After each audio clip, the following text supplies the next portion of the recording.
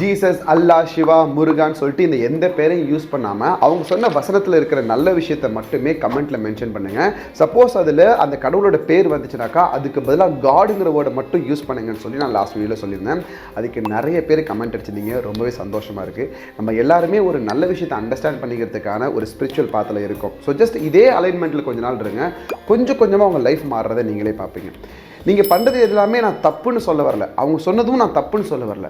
But அது ஜீசஸாக இருக்கட்டும், இல்லை முகமது நபிகளாக இருக்கட்டும், சிவாவாக இருக்கட்டும், கிருஷ்ணராக இருக்கட்டும், முருகராக இருக்கட்டும், அவங்க என்ன சொல்கிறாங்க அப்படிங்கிறத கொஞ்சம் சைக்காலஜிக்கலாக அண்டர்ஸ்டாண்ட் பண்ணிக்கோங்க அப்படிங்கிற மாதிரி தான் சொல்ல வரேன். எப்போ இவங்க சொல்கிறதுக்கு பின்னாடி இருக்கிற சயின்ஸை நீங்கள் அண்டர்ஸ்டாண்ட் பண்ணிக்க ஆரம்பிக்கிறீங்களோ அப்போ உங்களுக்கு அந்த இறைவன் மேலே இருக்கிற பக்தியும் அன்பும் இன்னும் அதிகமாக தான் ஆரம்பிக்கும்.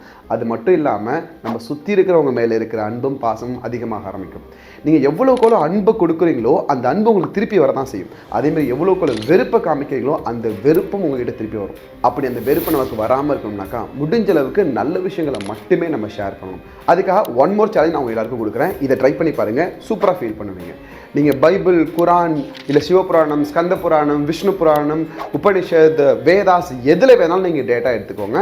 அதில் இருக்கிற ஒரு விஷயம் நம்ம எல்லாருக்குமே ரொம்பவே யூஸ்ஃபுல்லாக இருக்கும். அண்ட் இந்த குரூப்பில் இருக்கிற, இந்த கம்யூனிட்டியில் இருக்கிற யாருக்காச்சும் நீங்கள் ஷேர் பண்ணணும்னு நினைக்கிறீங்கன்னா அவங்க நல்லா இருக்கணும், அதுக்கான இதை ஷேர் பண்ணுறேன் அப்படிங்கிற இன்டென்ஷனில் ஒரு நல்ல வேர்சஸை மட்டும் எடுத்து இந்த கமெண்ட்டில் மென்ஷன் பண்ணுங்கள்.